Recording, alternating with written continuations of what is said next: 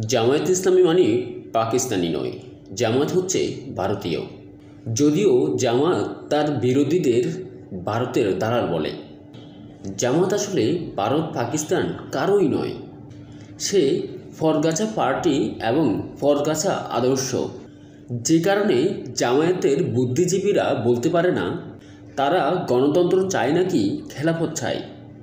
1947 সালে পাকিস্তান সৃষ্টির সময় জামায়াতের নেতা মওদুদি তার বিরোধিতা করে বলেছিলেন না পাকিস্তান, মানে তিনি পাকিস্তান চাননি।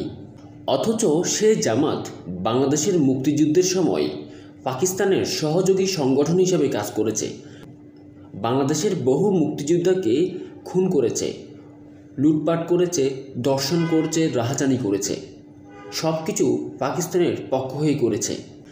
আসলে জামায়াত ইসলামী ইসরায়েলের মতো একটা গোষ্ঠী, যাদের ঘরের কোণে জায়গা দিলে পুরো দেশ দখলের চেষ্টা করে।